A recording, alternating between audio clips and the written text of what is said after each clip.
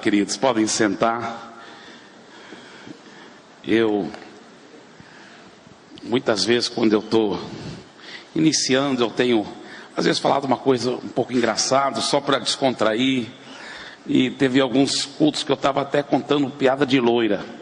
Aí, minha esposa, né, ela já faz muitos anos que ela pinta o cabelo de loiro. E aí eu fui brincar, porque eu pensei que ela estava lá na igreja das crianças, porque ela estava sentada em outro lugar que ela normalmente não senta durante o culto. Ela normalmente senta bem na frente, assim. Ela estava sentada mais para o lado, eu não tinha visto. Eu falei: irmãos, vou aproveitar que minha esposa não está aqui, vou contar uma piada de loira. Aí toda a igreja apontou: não, ela está lá. Eu falei: quem vai poder me dar carona depois do culto, por favor? Mas era só brincadeira. Mas lá no Ceará tem uma estrada estadual que se chama CE 40, né, do Ceará 40. E um policial parou um carro que estava indo muito devagar, 30, 35 km por hora. Ele viu que era uma senhora bem idosa. Ele disse: minha senhora, existe o limite de velocidade máxima, mas também existe o limite de velocidade mínima. A senhora indo tão devagar, numa estrada estadual, onde todo mundo está correndo 80, 90, 100, a senhora poderá até causar um acidente. Está indo muito devagar. Ela falou: senhor guarda, desculpe, eu vi a placa, disse que estava escrito 40, eu estava querendo ir debaixo de 40. Ele falou: não, mas a placa quer dizer CE 40, estrada estadual 40. Ela: tá, desculpa. Aí ele olhou melhor dentro do carro, viu que estava cheio de velhinhos, e todos meio tensos assim. Ele falou: por que eles estão desse jeito? Ela sorriu, ela falou: talvez é porque nós acabamos de sair da BR-222.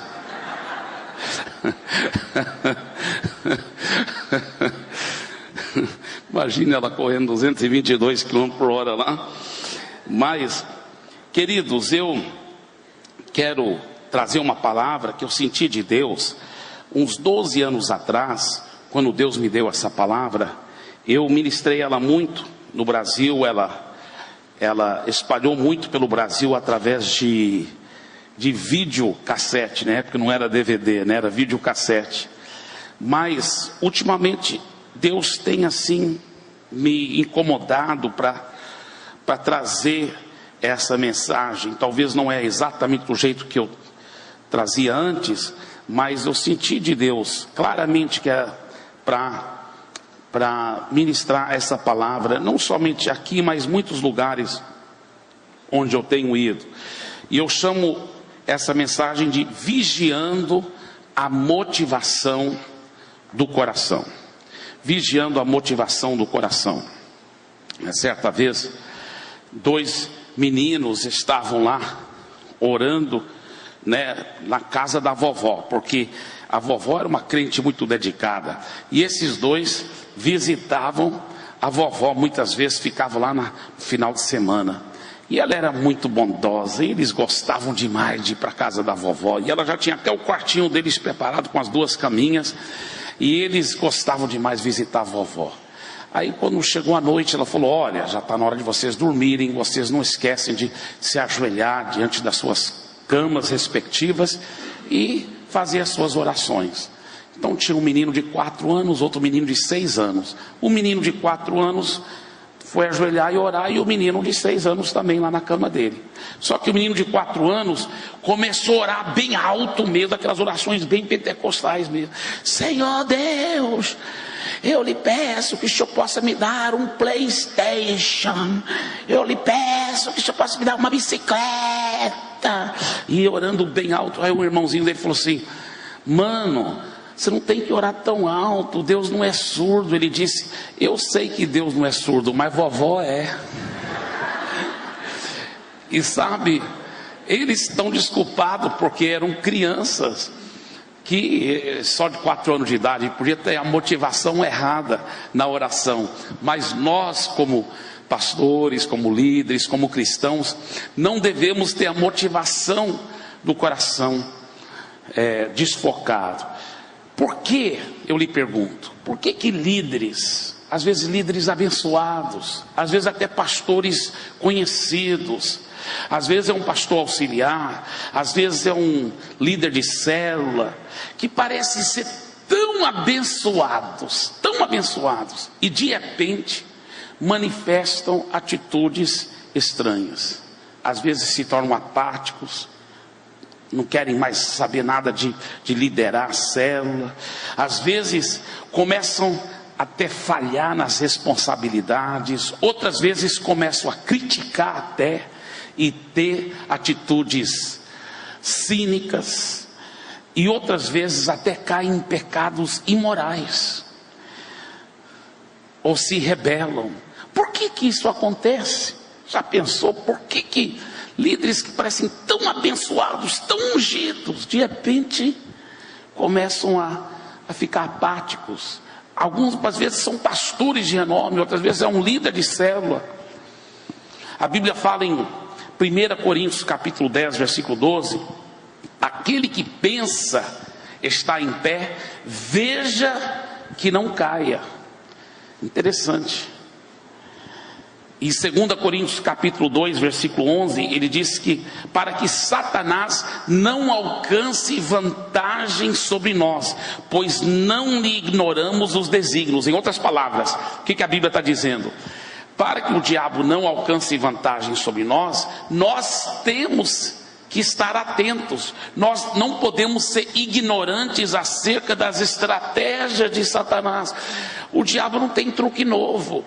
Toda vez que ele derruba um homem de Deus, uma mulher de Deus, um líder de célula, toda vez que ele desanima um líder de célula, ele está usando os mesmos truques de sempre. Ele não tem truque novo não. Então a Bíblia fala que é impressionante esse versículo, 2 Coríntios 2,11: para que Satanás não alcance vantagem sobre nós, nós não podemos ignorar os seus desígnios, ou seja, as suas estratégias. Deixa eu te falar uma coisa, isso aqui é muito profundo o que eu vou dizer.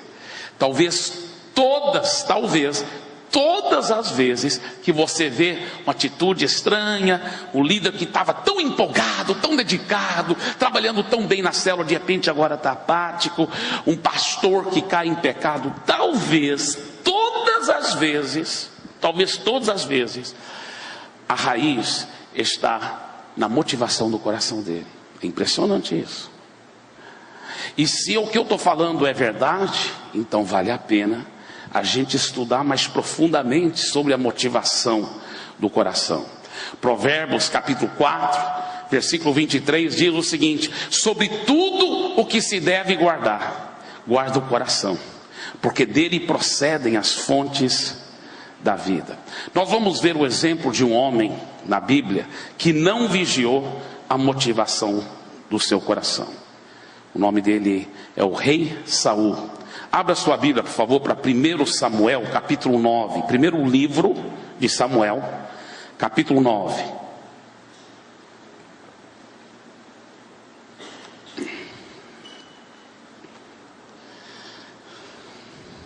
Às vezes as pessoas falam assim, 1ª, 2ª Samuel, 1ª, 2ª Crônicas, mas não é. No Velho Testamento nunca é feminino, sempre é masculino, porque não são epístolas, não são cartas, são livros.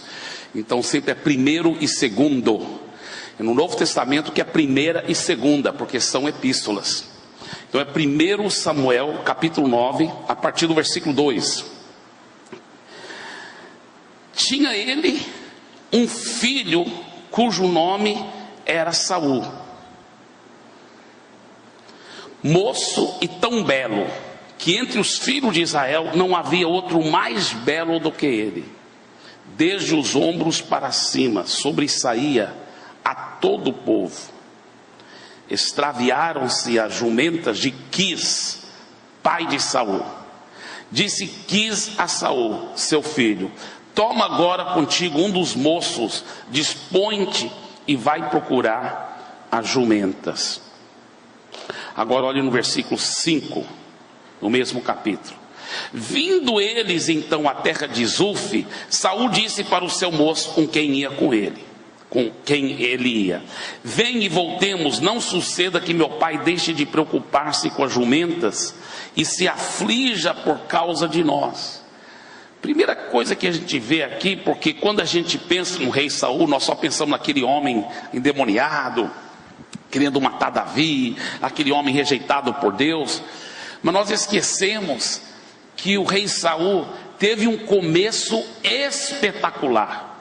Que o rei Saul, quando ele era jovem, e mesmo depois de se tornar rei, ele ainda seguiu a Deus de uma forma muito profunda, muito maravilhosa. Nós vemos muitas qualidades desse jovem Saul.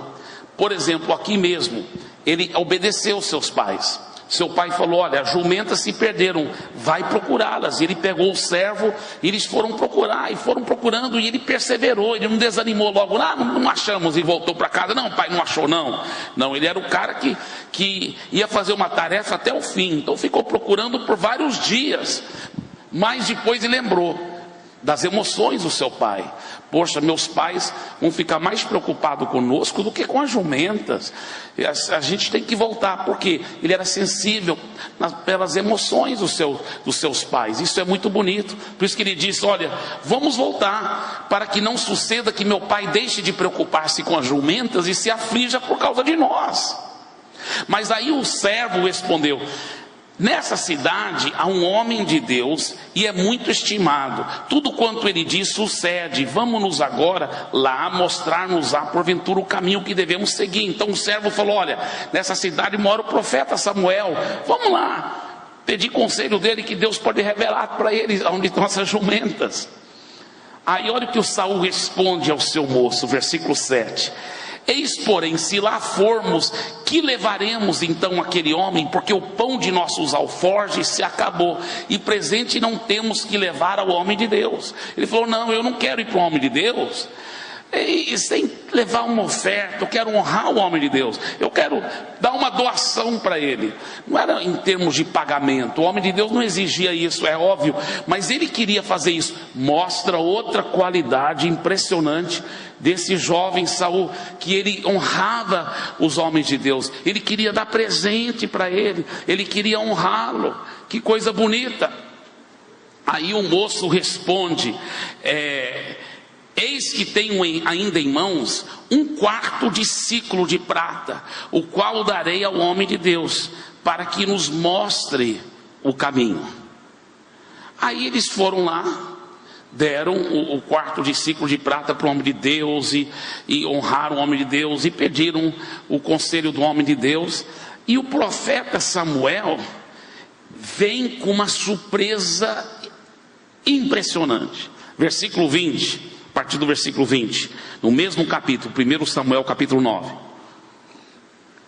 ele diz o seguinte: quanto às jumentas que há 3 dias se te perderam, não se preocupe o teu coração com elas, porque já se encontraram.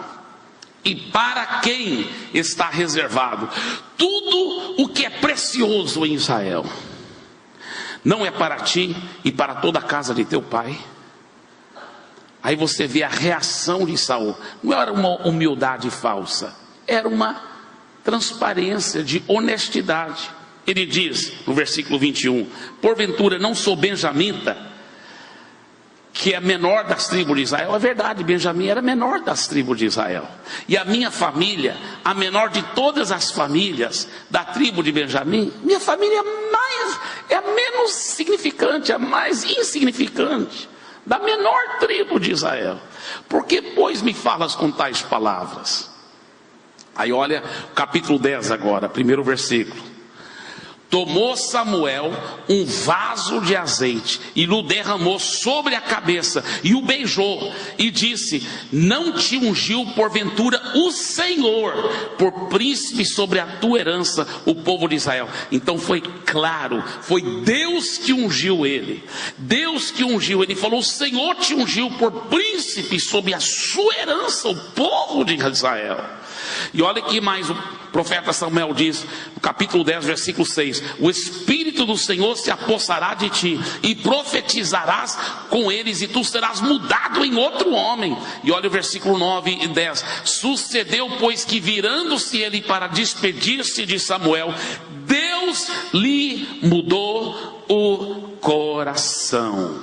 Então você vê um homem cujo coração foi mudado. Foi transformado por Deus. E todos esses sinais se deram naquele mesmo dia. Chegando eles a Gibeá, eis que um grupo de profetas lhes saiu ao encontro. O Espírito de Deus se apossou de Saul. E ele profetizou no meio deles. Olha só, ele era ungido de Deus. Ele recebeu um novo coração. Seu coração foi mudado por Deus. E ele foi possuído pelo Espírito de Deus. Muito interessante, muito forte. Agora ele chega em casa finalmente. 1 Samuel capítulo 10, versículo 14 a 16. Perguntou o tio de Saul a ele e ao seu moço: aonde fostes? Respondeu ele: a buscar as jumentas, e vendo que não apareciam, fomos a Samuel. Então disse o tio de Samuel: conta-me, peço-te, que é o que vos disse Samuel? Respondeu Saul a seu tio: informou-nos de que as jumentas foram encontradas, porém com respeito ao reino de que Samuel falara, não lhe declarou. Agora imagina você, um jovenzinho lá de uma família, e o profeta de Deus, o profeta Samuel, que todo mundo sabia e respeitava e honrava, chega, te unge com óleo, Deus te muda, Deus te unge, e o profeta fala: olha, você que é o príncipe sobre todo Israel, todas as coisas boas que tem vão ser para você e seus parentes. Tudo de precioso que Israel existe, tudo vai ser para você e seus parentes. É o próprio profeta de Deus dizendo isso. Muito bem. Aí ele chega em casa, já está fora vários dias, a parentela toda preocupada, todo mundo sai: oh Saul, que bom que você está bem, ai meu Deus, a gente estava preocupado, você tinha morrido, todo mundo abraçando, beijando, aquela coisa toda. Aí o tio de Samuel fala assim: rapaz, mas por que você demorou tanto, seus pais preocupados, cara? Ele falou: não rapaz, é porque nós fomos procurar jumentas, e a gente não achava, mas graças a Deus que pedimos ajuda lá do profeta Samuel, que já estava lá perto da cidade dele mesmo. Ah é? E o que o profeta lhe disse?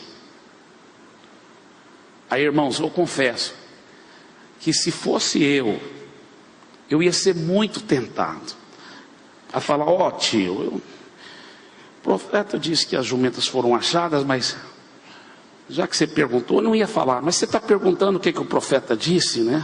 Não posso te enganar. Toda glória seja dada a Deus, né? Mas o profeta disse que eu que vou acabar sendo rei aqui, tudo de bom vai ser para o Senhor, para nossos parentes, a nossa família toda vai ser abençoada nessa história. Seria tão fácil ele falar, mas ele não falou. Ele não falou. Olha que nobreza. Ele só falou: não, o profeta falou que as jumentas já tinham sido encontradas. Não falou mais nada. Isso é uma nobreza impressionante. É uma nobreza impressionante. A Bíblia fala em Provérbios: deixe que a boca de outro te louve e não a tua própria. Olha que coisa forte. Que nobreza desse jovem. Que coisa fenomenal. Vamos continuar. Versículo 22. Estou em 1 Samuel capítulo 10, versículo 22. Então tornaram a perguntar ao Senhor se aquele homem vier ali. Respondeu o Senhor: está aí escondido entre a bagagem. O que é isso? Deixa eu contar o contexto aqui. Samuel convoca toda a nação de Israel e fala: hoje Deus vai mostrar para vocês quem vai ser o rei de vocês. Aí eles tinham um sistema de jogar um cubo, né? Que era como se fosse para Deus falar através daquilo. E tinha o Urim e o Tumim também. Então eles vão lá e oram: Deus, mostra qual tribo. Jogaram lá, saiu a tribo de Benjamim. Senhor, mostra qual família da tribo de Benjamim. Jogaram lá, saiu a família de Quis, que era o pai de Saul. É a família de Quis. Senhor, mostra qual a pessoa da família de Quis. Aí jogaram, aí saiu Saul. Saul. Aí Saul, filho de Quis, onde você está? Anunciaram lá bem para a multidão lá, eles gritando, que não tinha microfone na época. Saul, filho de Quis. Aí ninguém encontrando. Saul, filho de Quis. Aí alguém respondeu, parece que ele não quis.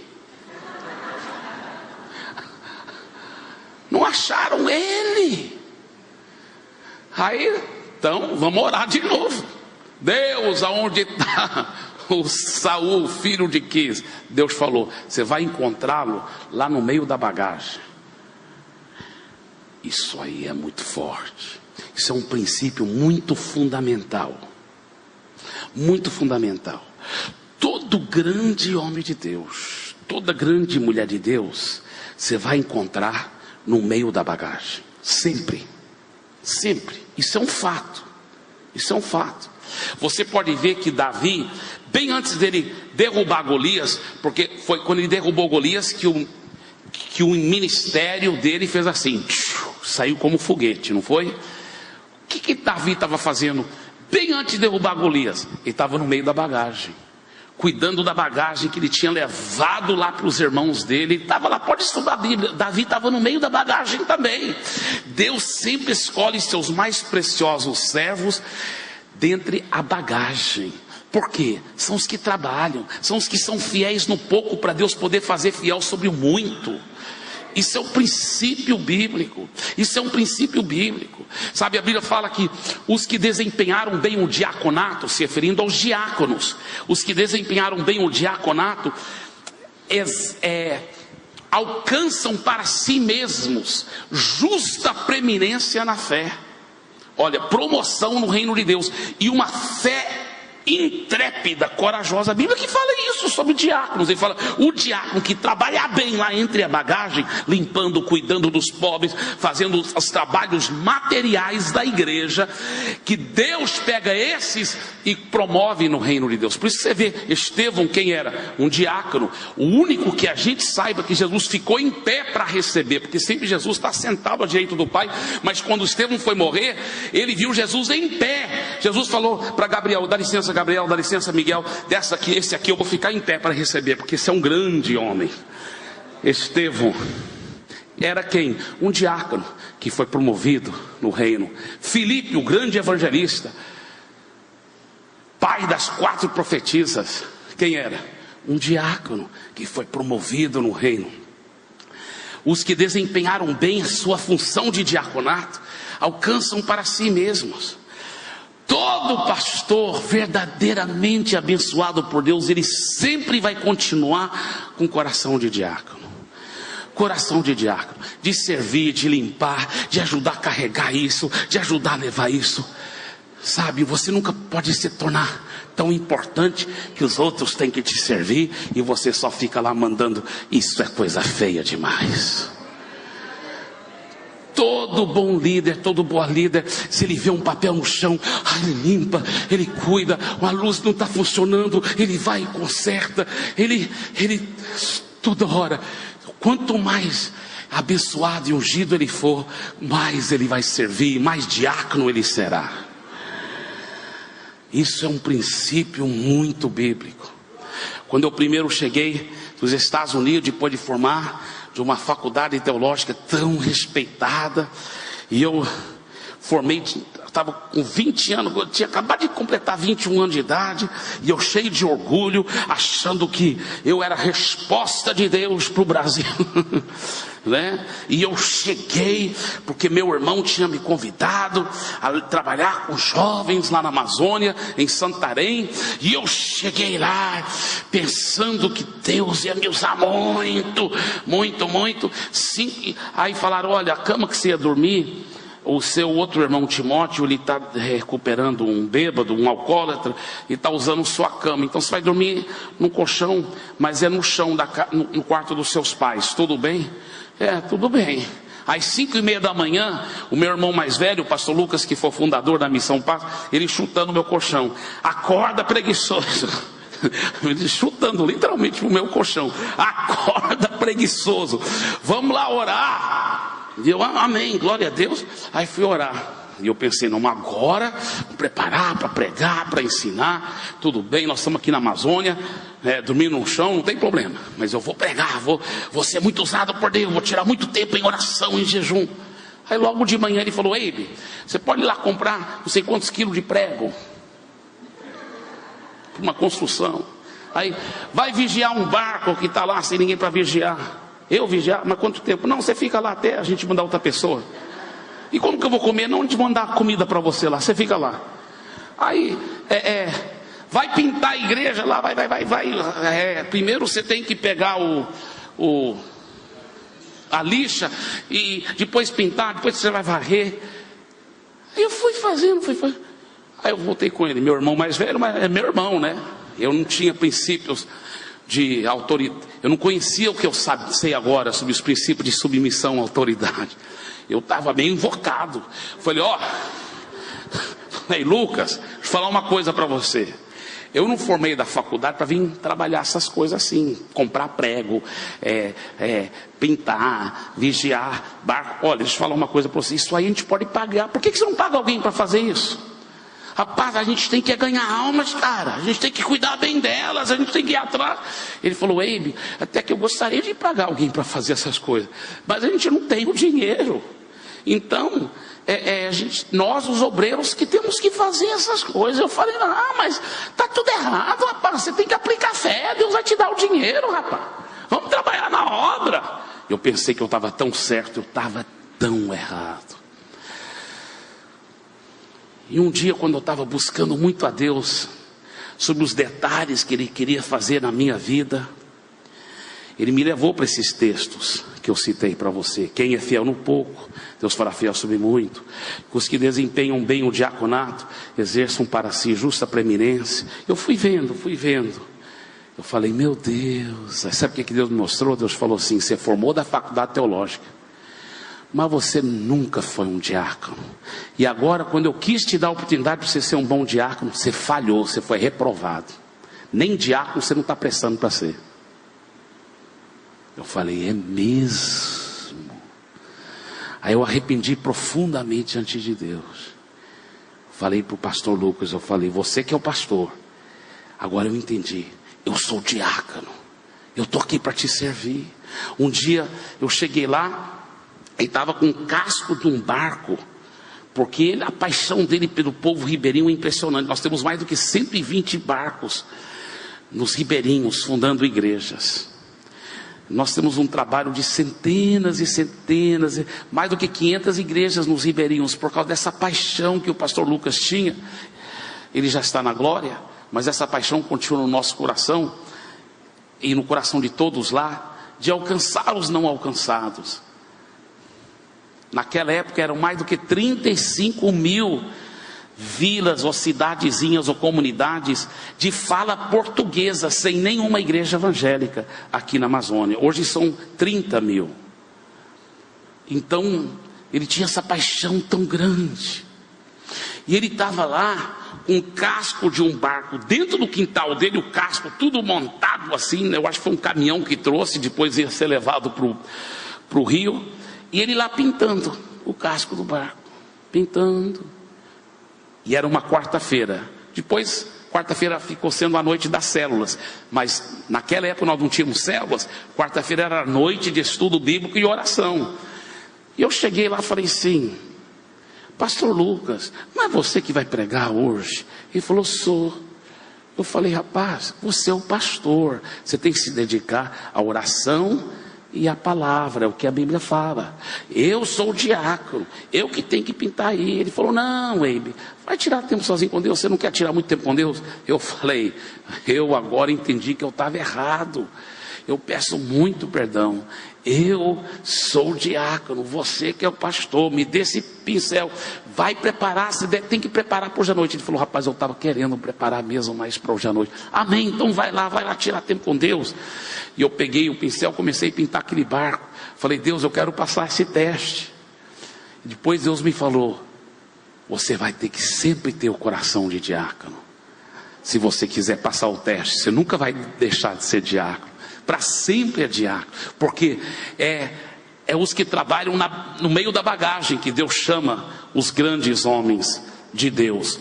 E eu quero ser muito usado por Deus. Sei que você também quer, não é errado. Não é errado, a Bíblia fala. Sabe o que a Bíblia fala? Eu fiquei impressionado ao tirar tempo sozinho com Deus. Cheguei lá em 2 Tessalonicenses, 1º capítulo, versículos 11 e 12. O apóstolo Paulo orando pelos Tessalonicenses. Olha essa oração, inspirada pelo Espírito Santo. Olha o que ele diz: para que o Senhor os torne dignos da sua vocação e cumpra com poder todo o propósito e desejo que vocês tiverem de poder e de obra de fé. Deus quer cumprir todos os seus sonhos maravilhosos. Aí ele fala, por quê? Para que o nome de Jesus seja glorificado em você e você glorificado em Jesus. Que coisa forte. Deus tem um prazer de cumprir com sonhos grandes, com bilhões morrendo, indo para o inferno. Nós não podemos nos dar o luxo de sonhar pequeno. Deus quer te usar muito, meu irmão, minha irmã. Deus quer te usar para ganhar vidas, fazer discípulos, cuidar bem delas, treiná-las, para elas também poderem fazer discípulos em nome de Jesus.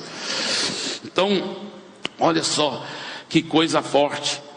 Versículo 22 de 1 Samuel capítulo 10. Então tornaram a perguntar ao Senhor se aquele homem vier ali. Respondeu o Senhor: está aí escondido entre a bagagem. Correram e o tomaram dali. Estando ele no meio do povo, era o mais alto, e sobressaía de todo o povo, do ombro para cima. Então disse Samuel a todo o povo: vedes a quem o Senhor escolheu, pois em todo o povo não há nenhum semelhante a ele. Então todo o povo rompeu em gritos, exclamando: viva o rei! Declarou Samuel ao povo o direito do reino, escreveu-o num livro e o pôs perante o Senhor. Então despediu Samuel todo o povo, cada um para a sua casa. Olha só, Saul é declarado rei agora sobre todo o povo. Depois ele despediu, todo o povo vai para sua casa. Olha o versículo 26. Também Saul se foi para sua casa. Olha a humildade, simplicidade. Saul é o nosso novo rei. Tá, terminamos a reunião, cada um vai para sua casa. E ele, em vez de falar, tá, se eu sou rei, então agora vamos fazer um palácio para mim. Não, cada um vai para sua casa e também vou para minha casa. Olha a simplicidade dele. Todo grande homem, grande mulher de Deus é simples. É simples. E se não for simples, não é um grande homem, grande mulher de Deus. Porque no reino de Deus, a grandeza é ser servo, é ser simples. Aí olha o que acontece. Olha só o que ele fala. Versículo 26. Também Saul se foi para sua casa, a Gibeá, e foi com ele uma tropa de homens cujo coração Deus tocara. Então Deus tocou em muitos homens, não foi Saul. Deus que tocou no coração daqueles homens, Deus. E esses homens acompanharam Saul. Mas os filhos de Belial. Filhos de Belial é quase como se fossem filhos do capeta, porque Belial quer dizer aquele que não presta para nada. Então o diabo que não presta para nada. Filhos de Belial disseram: como poderá este homem salvar-nos? E o desprezaram e não lhe trouxeram presentes.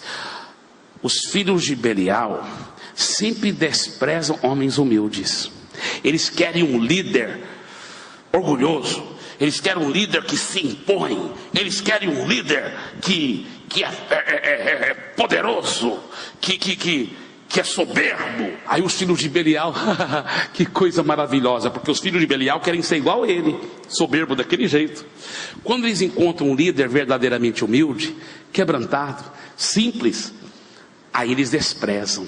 Os filhos de Belial sempre desprezam os líderes verdadeiramente que são de acordo com o coração de Deus. Até hoje é assim. Filhos de Belial desprezam líderes sinceros, espirituais, quebrantados, e desprezaram ele. Irmãos, ele era o rei, ele podia dizer: ó, vocês não me aceitam, vou mandar matar vocês agora. Mas não. Olha o que a Bíblia fala aqui, foi a reação dele.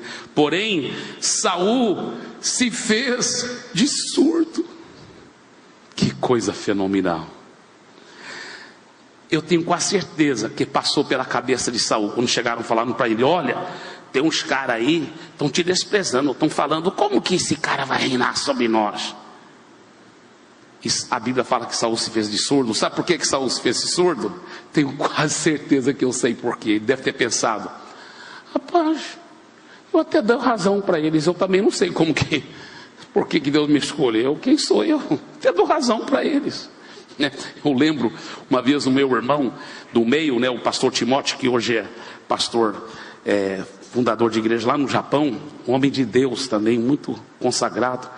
Ele falou para mim algo que eu nunca esqueci, me ajudou demais. Ele falou: Eibe, quando falam mal de você, só dá glória a Deus que eles não sabem de tudo, senão eles iam falar bem mais, pior ainda, bem pior ainda.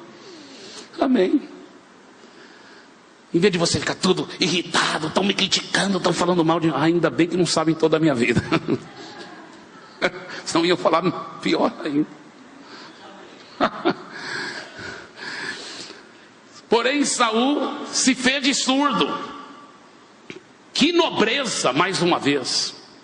Se fez de surdo. Agora olha, capítulo 11. Primeiro grande desafio de Saul. Por que o povo de Israel queria um rei? Porque eles queriam alguém para liderá-los nas batalhas, porque os filisteus e os outros inimigos estavam oprimindo demais o povo de Deus. Então esse era o grande primeiro desafio de Saul. 1 Samuel capítulo 11, a partir do versículo 11. Sucedeu que ao outro dia Saul dividiu o povo em 3 companhias, porque o povo estava sendo atacado pelo inimigo.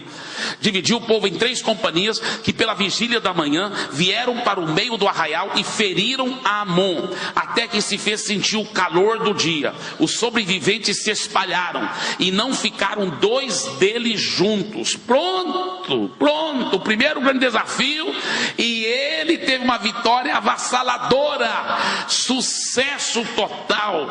Então disse o povo a Samuel, que era o discipulador de Saul, quem são aqueles que diziam: reinará Saul sobre nós? Quem são? Aonde estão aqueles filhos de Belial? Trazei-os para aqui, para que os matemos. Saul, que sempre era muito calado, humilde, quebrantado, de repente fala como um rei. Saul de repente fala isso. O povo estava falando para Samuel isso: vamos matar esse povo, os filhos de Belial, que não queriam ele como rei. Saul não deixa nem Samuel responder. Ele que responde. Ele chama para si a responsabilidade como rei. E ele, na nobreza tão linda, olha como ele responde. Saul respondeu: hoje ninguém será morto, porque no dia de hoje o Senhor que salvou a Israel. Não fui eu não, foi Deus que salvou. Rapaz, que nobreza, que coisa fenomenal. Eu posso imaginar que Samuel ficou tão feliz com o discípulo dele. Samuel deve ter sorrido. Aí Samuel disse assim ao povo: vinde, vamos a Gilgal e renovemos ali o reino. Agora sim, todo o povo partiu para Gilgal, onde proclamaram Saul seu rei perante o Senhor. Agora ele foi consolidado como rei, e a cuja presença trouxeram ofertas pacíficas. E fizeram aquela festa, sabe como os judeus são, dançando, aquela alegria. E onde estava Saul? Lá sentado no trono, só olhando? Não. A Bíblia fala: e Saul muito se alegrou ali com todos os homens de Israel. Lá estava Saul dançando no meio deles, lá se alegrando, humilde, no meio do povo. Que coisa bonita, que coisa bonita. Só que Saul, irmãos, você sabe, ele reinou 40 anos. Os primeiros anos foram fenomenais. Ele começou tão bem, mas teve um final tão trágico. Um final tão trágico, onde ele ficou endemoniado, comete suicídio. O que aconteceu? Pelo amor de Deus, o que aconteceu? Começou tão bem, tão bem. Eu creio de todo o meu coração que o erro fundamental de Saul é porque ele não vigiou a motivação do coração. Deixa eu explicar. Ele começou a receber muitos elogios, muitas vitórias. Cada vez que ele voltava das batalhas em vitória, o povo delirava, o povo aplaudia: nosso rei, nosso herói. Aí saía da cidade o profeta Samuel com os anciãos de Israel. Aí todos vinham e honravam, e o povo vendo. E o profeta Samuel falava assim: bem-aventurado és tu, meu filho Saul, pois mais uma vez destes a vitória ao povo de Deus. E os anciãos também lá honrando Saul. Aí o profeta Samuel ia lá diante de todo o povo e oferecia uma oferta de ações de graças a Deus. E o povo aplaudia, e Saul era o grande herói.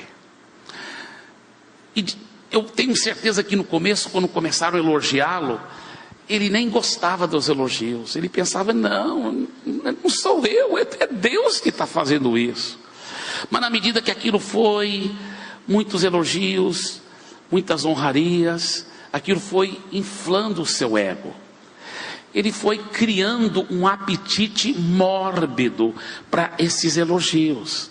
Então ele começava a antecipar: vou ganhar essa vitória, aí eu vou chegar lá, o povo vai aplaudir, claro que eu quero toda a glória para Deus, mas eu também vou receber um pouco dessa glória, vai ser muito legal. Então ele começou, sem ele perceber, irmãos. Você acha que ele fez isso de propósito? Não, sem ele perceber, sorrateiramente, o foco da motivação do coração dele começou a ficar desfocado. Agora, antes ele fazia só para a glória de Deus, só para o bem do povo de Deus. Agora ele fazia para a glória de Deus, para o bem do povo de Deus, mas também para ele receber um pouco de glória juntos. Olha só. Então foi desfocado a motivação do coração dele. Olha aqui em 1 Samuel capítulo 15, como Deus parece que está sendo duro demais com Saul. Não é que Deus está sendo duro demais, mas só parece que está sendo, tá? 1 Samuel capítulo 15, versículo 17. Você sabe a história. Deus havia mandado ele matar todos os inimigos naquela batalha. E matar todos, desde o rei até o mais novinho. E também matar todos os animais, porque era um povo tão vil, tão cheio, os amalequitas eram tão cheios de maldições. Jesus não tinha derramado o sangue dele ainda, que aquilo ia se perpetuar pelas gerações. Até um animal que ficasse vivo podia amaldiçoar outros animais, é verdade. Até um bebê que estivesse vivo, ao crescer, ainda estava levando maldições hereditárias. Jesus não tinha derramado o sangue dele ainda, tinha que eliminar todos. Então Deus falou: olha, vai e mata todos os amalequitas, mata o rei, mata todo mundo, mata todos os animais também, tudo. E Saul fez quase isso. Só um amalequita que ele deixou vivo, que era o rei. E o povo falou: olha, porque para a gente sacrificar a Deus, porque a gente tem animais muito bons, animais de sacrifício mesmo, ovelhas gordas, gado gordo, vamos manter esses para o sacrifício. Vão tudo morrer do mesmo jeito, mas vamos manter esses vivos para o sacrifício. Então Saul quase que obedece tudo. Por que ele manteve o rei vivo?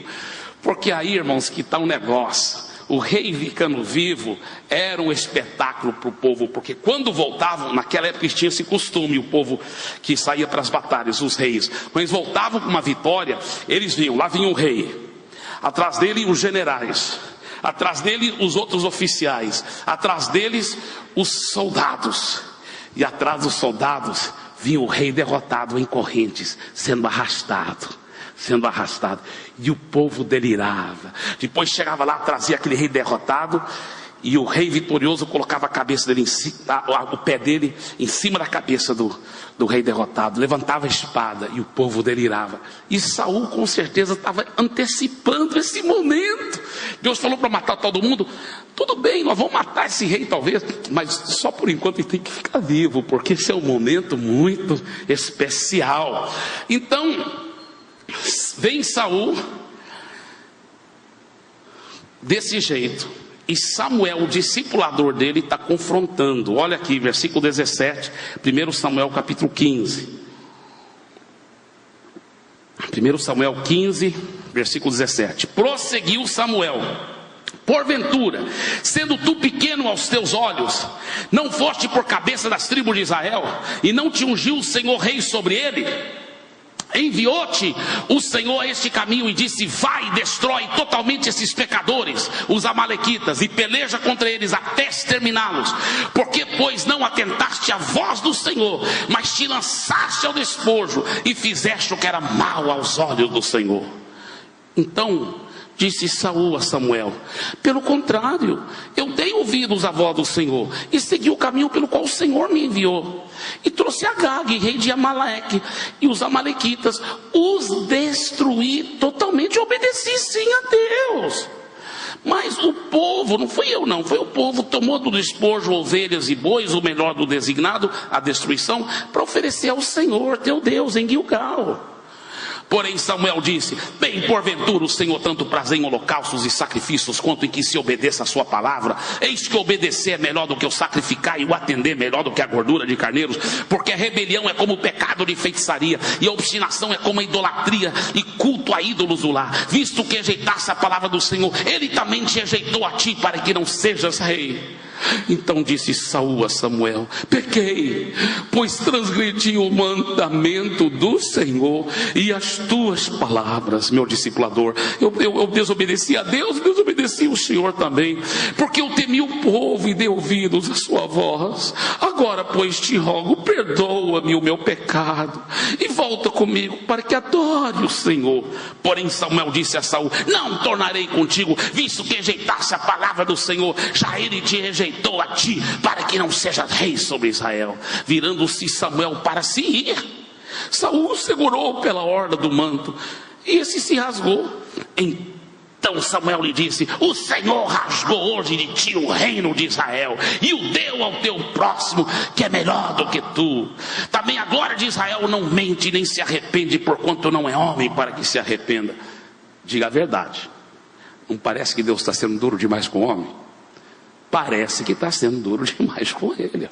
Quando eu primeiro li isso, eu falei: meu Deus, o Senhor foi muito duro. O cara está arrependendo, está pedindo perdão, está querendo consertar, e só lapada, pô. Não deu nenhuma chance para ele. Parece, mas não é. Sabe por quê? Deus estava vendo o coração dele, e ele não estava arrependido de verdade. Vocês vão ver daqui um pouco. Ele não estava arrependendo de verdade. Deus conhece o coração, irmãos. Deus conhece o coração.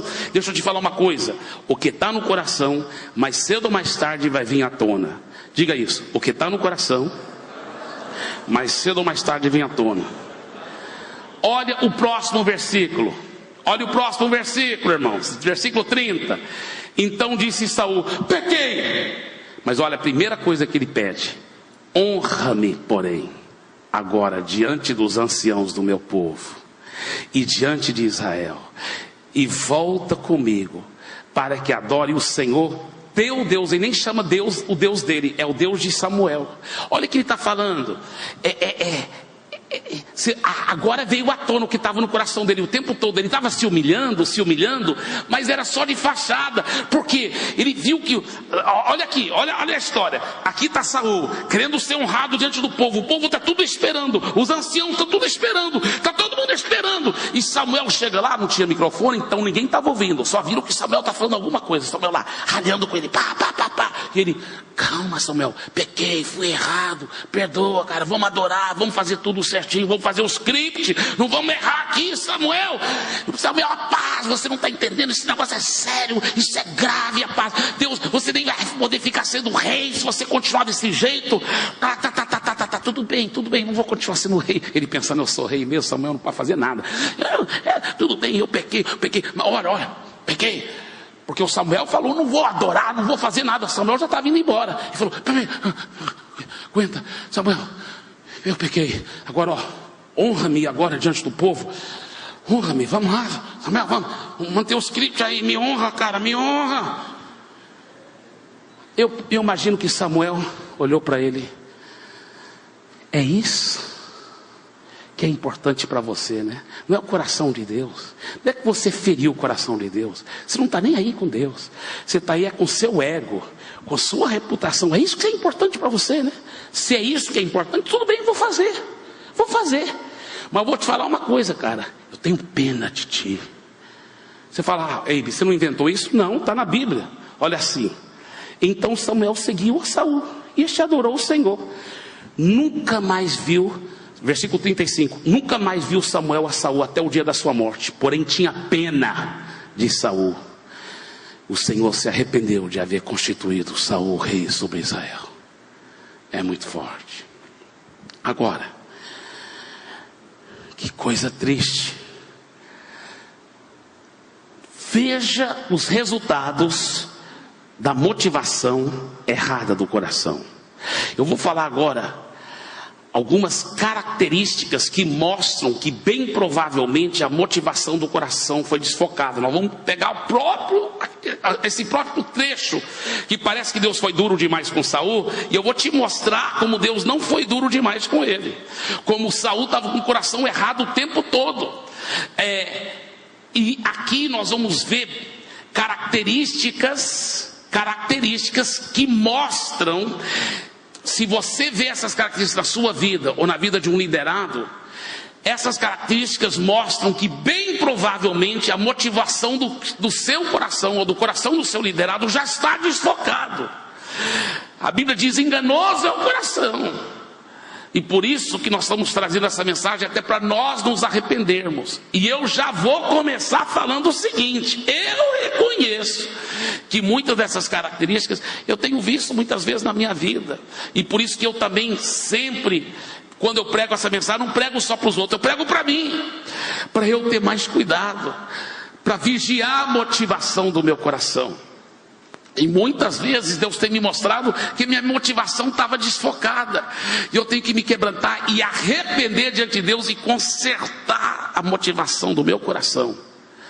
Consertar. Vamos ver a primeira característica, que é como se fosse uma luz amarela piscando, sinalizando que bem provavelmente a motivação do coração está errada. Porque, irmãos, esse é o problema. Se você tivesse falado para Saul: Saul, a motivação do seu coração está errada, cara, você está fazendo as coisas para a sua glória. Que nada, rapaz, eu estou fazendo para a glória de Deus, rapaz.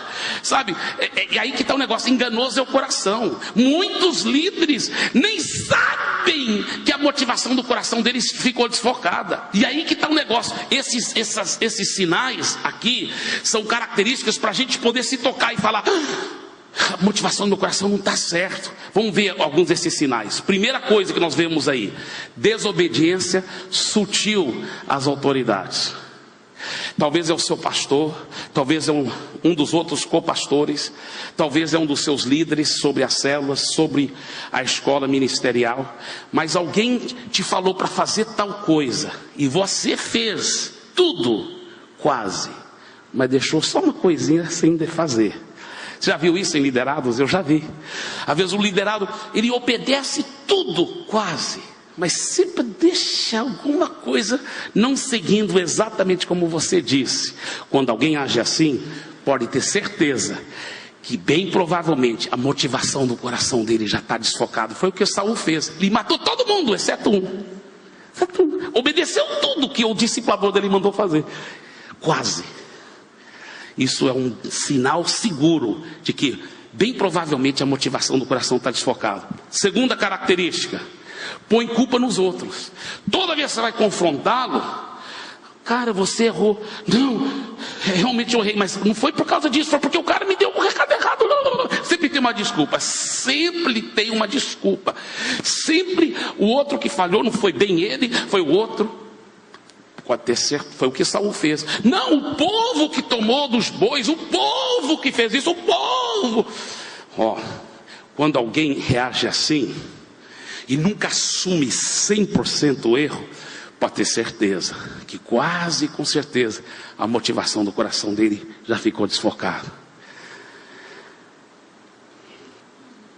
Terceira coisa: muito sacrifício, mas coração rebelde. Porém Samuel disse: tem porventura o Senhor tanto prazer em holocaustos e sacrifícios, quanto em que se obedeça a sua palavra? Eis que obedecer é melhor do que o sacrificar. Aí ele fala no versículo 23: porque a rebelião é como o pecado de feitiçaria. Você já viu aquele tipo de membro? Às vezes é um casal na igreja. Rapaz, aquele casal trabalha dia e noite para a igreja, faz tudo para a igreja, tudo parece só por amor, só voluntariamente, é muito sacrifício, Mas lá no fundo eles têm um coração rebelde. Por quê?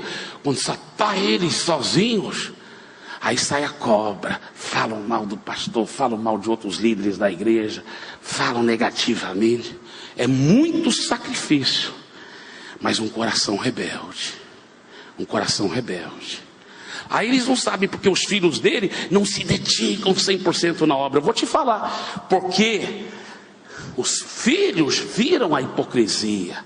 Era muito trabalho na igreja, mas um coração rebelde, um coração que falava mal dos irmãos e da liderança quando ninguém estava olhando, sua família lá, coisa diabólica.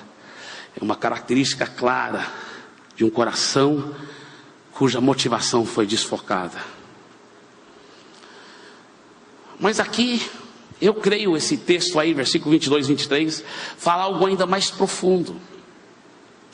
Porque aqui ele fala, eu creio que está falando de falta de mais transparência límpida diante dos seus líderes. Sabe, uma transparência total diante dos seus líderes.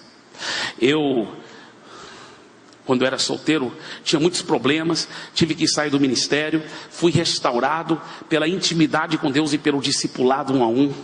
E aí, eu ainda como solteiro, vivi muitos anos em santidade, pureza total, e casei, e até hoje, pela misericórdia, só pela misericórdia e pela graça de Deus, e pela intimidade com Deus, e pela transparência total, que até hoje eu tenho com o meu discipulador, eu continuo andando em completa santidade.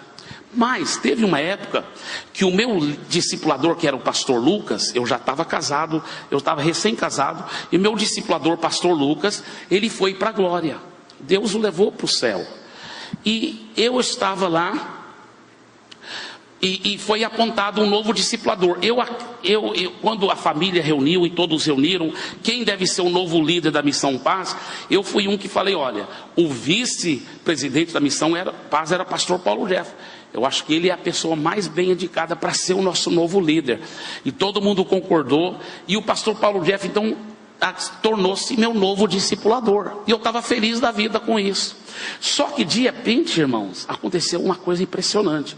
Deus me protegeu, não caí em nenhum pecado grave, nada disso, mas eu de repente não estava tendo mais controle sobre meus olhos, sobre meus pensamentos, e eu sabia que mais cedo ou mais tarde, se eu não vencesse aqui nos meus olhos, nos meus pensamentos, podia ter pecado mais grave. Então eu fiquei desesperado. Isso durou só poucos meses, mas eu naquele meu desespero, eu gritei. Eu lembro uma vez, eu gritei tão alto, Deus, tenha misericórdia de mim, me ajuda, Deus, me mostra o que está acontecendo. Eu já vi esse filme antes e eu não quero cair de novo. Esse filme da minha vida, né? Aí Deus me deu uma visão clara, foi muito forte. Nessa visão, eu vi eu debaixo de um guarda-chuva, e eu estava lá feliz da vida, debaixo do guarda-chuva, alegre da vida. E Deus falou assim: assim estava a sua vida. O diabo, que anda ao derredor procurando alguém para devorar, estava lançando dardos inflamados, mas você tinha um guarda-chuva grosso, forte, bom, e você protegido, debaixo de cobertura. Você estava bem. Aí ele mostrou, próxima cena na visão, ele mostrou o guarda-chuva subindo para o céu. Ele falou: o problema é que você não está mais debaixo do guarda-chuva. Aí eu tive a audácia de discutir com Deus. Eu falei: negativo, Deus, eu tenho um novo guarda-chuva e eu estou debaixo dele, é o pastor Paulo Jeff. E Deus falou assim: você tem um novo guarda-chuva, mas você não está debaixo dele. Aí ele me mostrou outro cenário, o guarda-chuva flutuando no ar aqui, e eu não debaixo do guarda-chuva. E eu falei, mais uma vez eu discuti com Deus: negativo, Senhor, negativo, eu estou debaixo dele sim, o Senhor sabe que eu sou 100% submisso a ele, eu estou feliz da vida que ele é meu novo líder, feliz da vida. Deus falou: é verdade, você é submisso, você gosta do seu novo líder, só que você não é 100% transparente com ele, você não se abre com ele sobre essas tentações, então você não está se colocando debaixo da cobertura dele. E eu considero isso um coração que se afasta do seu líder. E para mim, rebelião não é só quem faz o motim para tentar derrubar o líder. Rebelião é alguém que não é 100% transparente, igual Saul. Não era 100% transparente com Samuel. Ele, eu obedeci, fiz tudo certo. Não era transparente. Você está fora do guarda-chuva. Aí veio a revelação. Foi muito forte, irmãos. Eu vi que eu estava exposto aos ataques do diabo, porque eu não estava sendo transparente. Olha que a Bíblia fala, a rebelião é como o pecado de feitiçaria. Qual o pecado do feiticeiro? Atrair demônio. Qual o pecado do macumbeiro? Quando ele fica lá batendo o tambor, uga, buga, uga, buga. É para quê? O pecado do macumbeiro é o quê? Atrair demônios sobre sua vida, sobre a sua família e sobre a vida dos outros. É isso. Esse que é o pecado do macumbeiro. Ele fala que a rebelião, ou seja, não está debaixo de um guarda-chuva, é igual o pecado de macumbaria. Por que é igual o pecado de macumbaria? Porque você, não estando debaixo do guarda-chuva, você se expõe aos demônios que estão procurando, os principados e potestades do ar, que estão procurando alguém para devorar. Eles falam, olha, lá está alguém sem guarda-chuva. É como se você estivesse falando, pode vir me pegar. Você está atraindo o demônio igual um macumbeiro atrai demônios. É muito forte isso. Isso é muito forte. Você está atraindo demônios igual o macumbeiro atrai. Por isso que ele fala, a rebelião é igualzinho o pecado de feitiçaria. Ele fala, e também é igualzinho o pecado de idolatria. Por que idolatria? Porque o diabo sempre quis ser adorado, sempre quis ser Deus. Então quando alguém começa, vamos supor, se eu começar a adorar esse monitor aqui, esse retorno, se eu começar a adorar, tu és meu Deus, o diabo vem e senta aqui, porque ele quer ser adorado. Imagem, o que é uma imagem? Um pedaço de gesso, madeira, não tem nada a ver. Mas por que é tão pecaminoso adorar uma imagem? Porque além de você estar não adorando o Deus verdadeiro, mas você está expondo sua vida para demônios. Porque se começa a adorar uma imagem, o diabo vem e esconde dentro da imagem, porque ele quer receber aquela adoração. É expondo a sua vida a demônios, atrai demônios. Idolatria atrai demônios, feitiçaria, macumbaria atrai demônios. Falta de estar debaixo do guarda-chuva é o mesmo pecado, ele diz, porque atrai demônios. Meu irmão, quando Deus me mostrou isso, eu fui correndo. Isso já faz tantos anos atrás, né? 20 anos atrás, eu fui correndo para o pastor Paulo Jeff e me abri sobre essas áreas dos meus olhos e pensamentos, e eu me abri, vomitei tudo. Ele não me condenou, ele orou comigo. Deus é minha testemunha. De lá para cá, nesses 20 anos, eu tenho mantido transparência com ele. Eu tenho aprendido, tentação não é pecado, mas eu tenho aprendido a confessar até as tentações, para não precisar de confessar pecado. Eu sou transparente. Então sabe o que acontece? Toda a glória seja dada a Jesus. Eu sei que não é por causa de mim, apesar de mim e das minhas falhas e deficiências, mas apesar de mim, na minha vida pessoal, na minha família e no meu ministério, nesses 20 anos, desde que eu comecei a ser limpidamente transparente com meu líder, minha vida só tem crescido pela misericórdia de Deus. Eu sei que é só pela misericórdia dele. Outra característica, arrependimento falso. Diga arrependimento falso. Olha o versículo 24. Então disse Saul a Samuel: pequei, pois transgredi o mandamento do Senhor e as tuas palavras, porque temi o povo e dei ouvidos à sua voz. Agora pois te rogo, perdoa-me o meu pecado e volta comigo para que adore o Senhor. Olha só, parece que ele está tão arrependido, mas é um arrependimento falso. Pastor Levi, como que você sabe disso? Porque todo arrependimento falso, ele é unicamente horizontal. O que eu quero dizer com isso? Ele pede muito perdão para o discipulador, pede muito perdão para a esposa, pede muito perdão para os filhos, pede muito perdão para os líderes, mas nunca pede perdão para Deus. Ele é só um arrependimento horizontal, não é um arrependimento vertical. Arrependimento verdadeiro, ele é primeiramente e primariamente vertical, depois que ele inclui o horizontal, mas em primeiro lugar ele preocupa sobre o relacionamento dele com Deus. Você não vê nenhum momento Saul preocupado com o relacionamento dele com Deus. Nenhum momento ele fala: eu quero pedir perdão a Deus. Samuel, ore comigo, eu preciso pedir perdão a Deus, eu machuquei o coração de Deus. Não, nenhum momento ele se preocupou com o coração de Deus. Ele só pede perdão do seu discipulador: me perdoa, me perdoa, me perdoa. Você já viu esse tipo de líder? Você fala um erro: me perdoa, me perdoa. Nenhum momento ele está preocupado sobre o relacionamento com Deus. É um sinal seguro que a motivação do coração dele já foi desfocada. Olhe como Davi teve outro coração ao ser confrontado sobre o adultério dele, sobre o assassinato dele de Urias.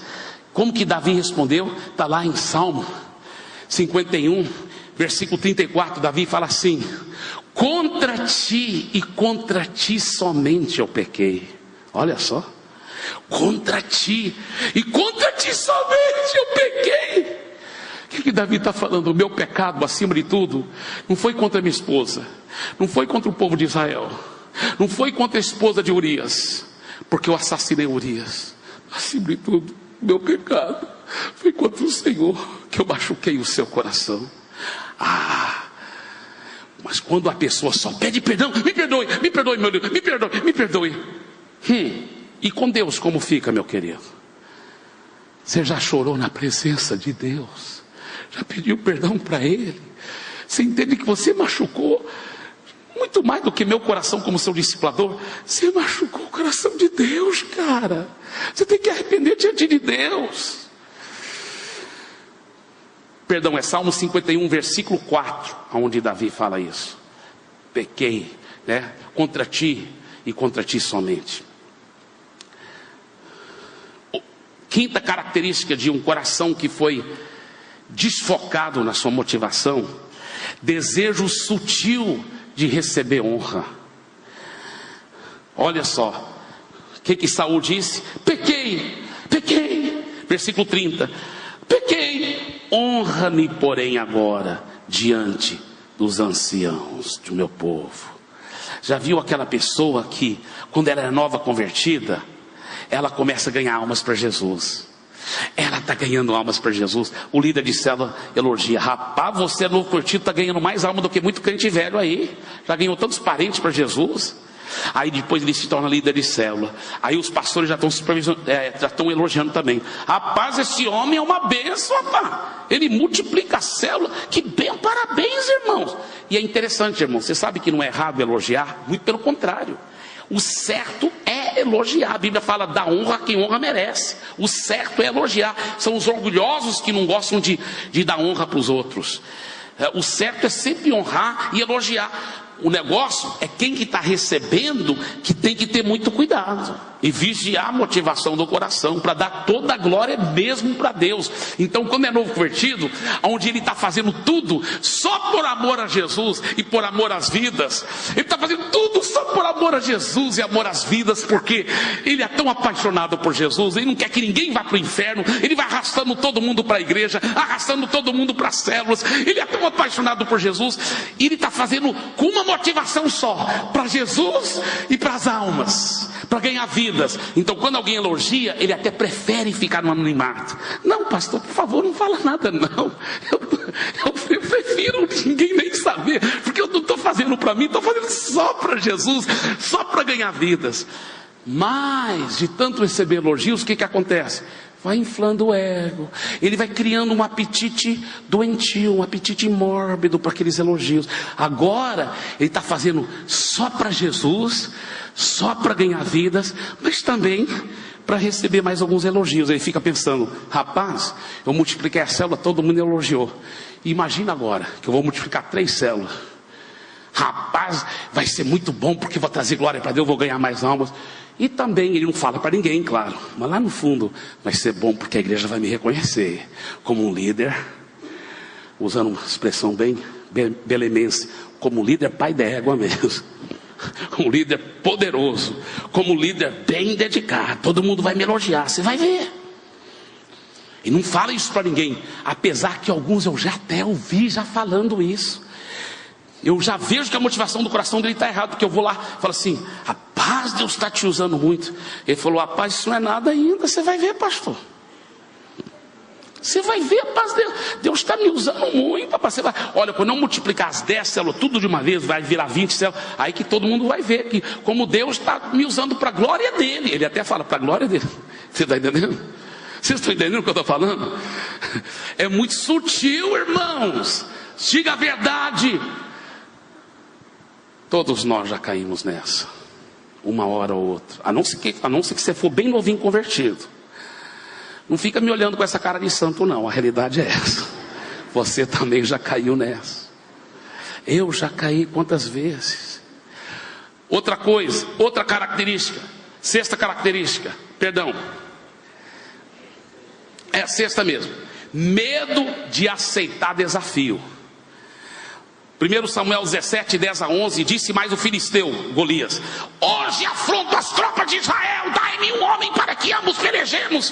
Ouvindo Saul e todo Israel essas palavras do filisteu, o que fizeram?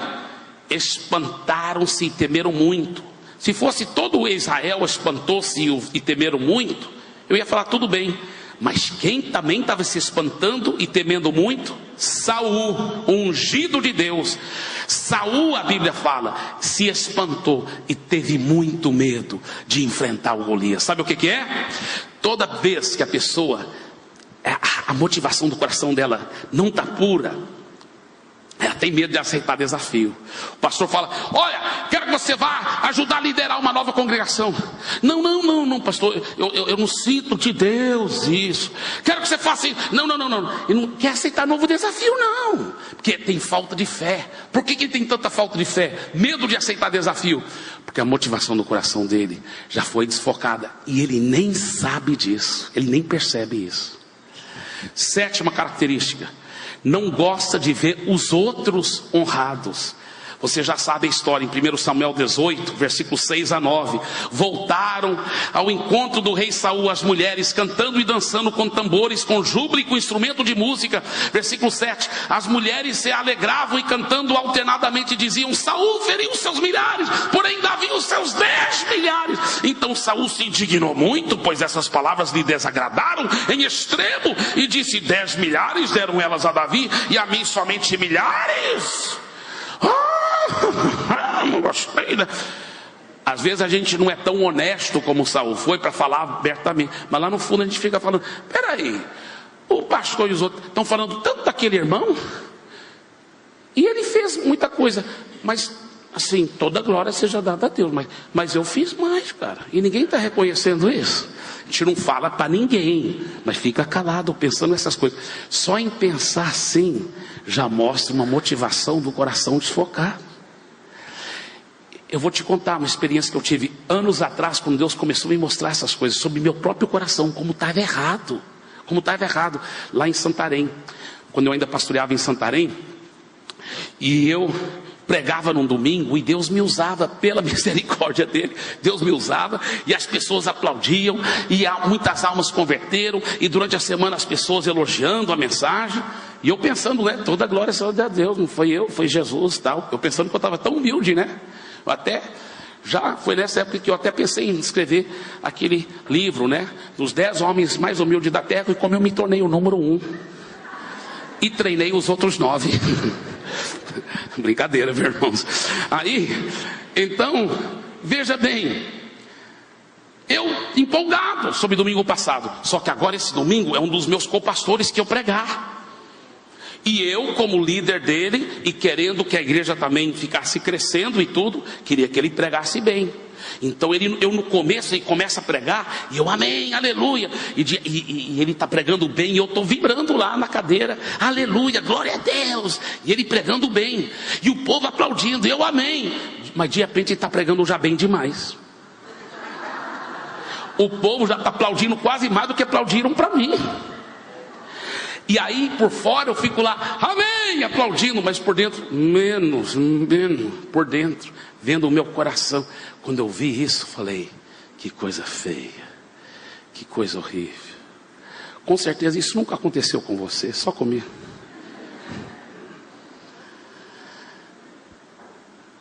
Outra característica, que é a mais triste: entrada de demônios. No dia seguinte, um espírito maligno, o verbo no hebraico lá pode ser traduzido permitido, da parte de Deus, se apossou de Saul, um espírito maligno, ficou endemoniado. Isso é 1 Samuel 18:10, e aí 1 Samuel 31, 3-6, no versículo 5, vendo pois, no final do versículo 4, Saul tomou da espada e se lançou sobre ela. Versículo 6, morreu pois Saul e seus 3 filhos, cometeu suicídio. São as características da pessoa que não vigia a motivação do coração.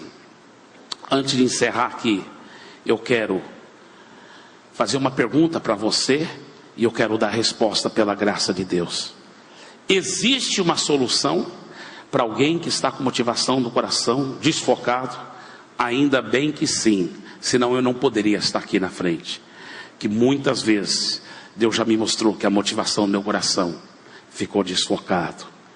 Qual é a solução? Primeiro, seja humilde. Reconheça que infelizmente muitas vezes houve sim a motivação errada ou desfocada do seu coração. Primeiro tem que reconhecer, tem que ser humilde para aceitar isso, receber isso. Como eu disse, todos nós que já temos algum tempo no Evangelho, infelizmente, já tivemos a motivação desfocada. Segundo lugar, tem que ter um arrependimento. Mas não é só um arrependimento superficial. Tem que ter um arrependimento profundo.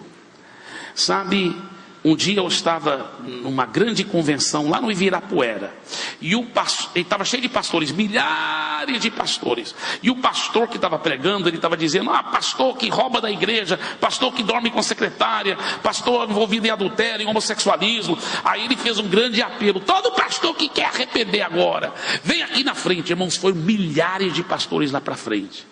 E eu sentado no banco pensei: bem, eu estou bem com Deus, estou transparente com minha esposa, com meu discipulador, que meu discipulador também estava lá, por sinal, e vários dos meus discípulos, todos os pastores, estavam lá. E eu falei: eu estou bem, mas ainda bem que esses pastores estão arrependendo. É por isso que o Brasil não tem ido para frente, que é muito pecado escondido, e ainda bem que eles estão indo para frente. Enquanto eles estavam indo para frente, eu até imaginava: rapaz, deve ter pastor aí que está dormindo com a secretária, deve ter pastor aí fazendo cada pecado, e eles tudo indo para frente. Eu falei: muito bem, estão arrependendo. De repente eu vi meus discípulos, pastores também, que eu discipulo profundamente, que me contam toda a sua vida, indo para frente. Aí eu pensei: rapaz, depois eu vou conversar com eles. Eu pensei mesmo, vou conversar, porque vocês estão escondendo qualquer pecado de mim, isso é muito sério. Depois eu vou perguntar para eles, eu vou falar bem sério com eles sobre isso, rapaz. Eles indo lá para frente. De repente eu fui olhar onde estava sentado o meu líder, o meu discipulador, pastor Paulo Jeff. Meu pai já está na glória. Meu pai foi o homem mais santo que eu já conheci. Mas depois do meu pai, é o homem mais santo que eu conheço. Mais santo, eu conheço a vida dele. Eu já morei com ele.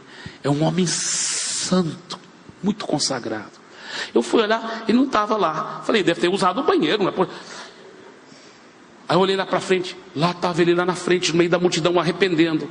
Aí eu falei: não, então eu que estou em pecado. Eu que estou em pecado, eu que estou errado, eu tinha que estar lá na frente arrependendo. Aí eu pensei: mas se eu for lá para frente agora, eu vou ser hipócrita, porque eu não sei de que eu vou arrepender, rapaz. Eu estou bem com Deus, de que eu vou arrepender? Se eu for lá na frente, eu vou ser hipócrita. Mas se eu ficar aqui, eu estou em pecado, porque meu líder está lá, ele é muito mais santo do que eu. Eu estou em pecado se eu ficar aqui. Irmãos, Deus sabe, eu queria cavar um buraco e desaparecer. Eu queria tanto ser tatu naquele momento, para fazer um buraco e desaparecer. Eu estava sentindo horrível. Eu sentei, me encolhi e falei: Deus, não estou entendendo nada, me revele, me ajude. Aí uma mulher muito ungida por Deus pega o microfone lá no púlpito, parece que Deus ouviu minha oração.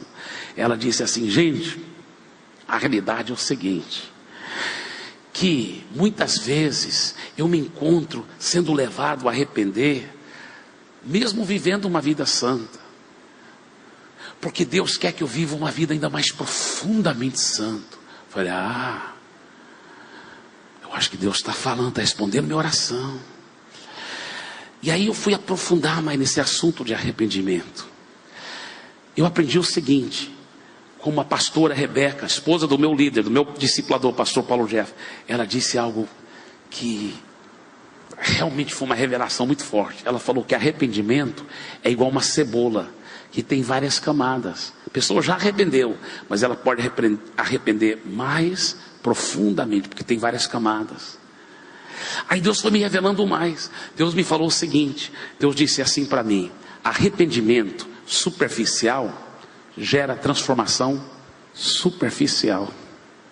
Arrependimento passageiro gera transformação passageira.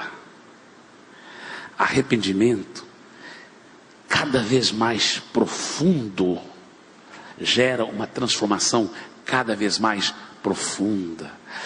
Arrependimento contínuo gera transformação contínua. Então, meu convite a você não é só reconhecer que muitas vezes a motivação do seu coração foi desfocada, mas de ter um arrependimento profundo na presença de Deus. Aí, receba o perdão de Deus. Ao arrepender, não deixa o diabo ficar te condenando, te esmagando. Não. A Bíblia fala, 1 João 9, se confessarmos nossos pecados a Deus, Ele é fiel e justo para nos perdoar os pecados, nos purificar de toda a justiça.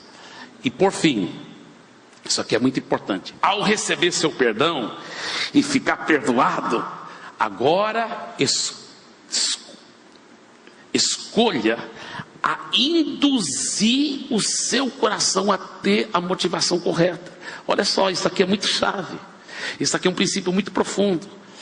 Que ao arrepender profundamente, Deus te perdoou, aí você escolhe. Deus te deu livre-arbítrio. Você pode escolher a induzir o seu coração a ter a motivação correta. Você escolhe, você fala: Deus, Tu sabes o meu coração, eu estou escolhendo, eu vou fazer essas coisas, não para minha glória, nada, mas só para Tua glória e para ganhar vidas para o Senhor. Você pode induzir seu coração até essa motivação e continue induzindo o seu coração nessa. Aí a bênção de Deus vai vir sobre a sua vida, a unção virá, a glória virá, Deus será glorificado através de você. Amém?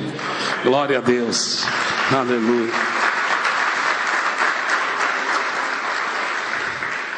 Gostaria de convidá-los a ficarem em pé, por favor.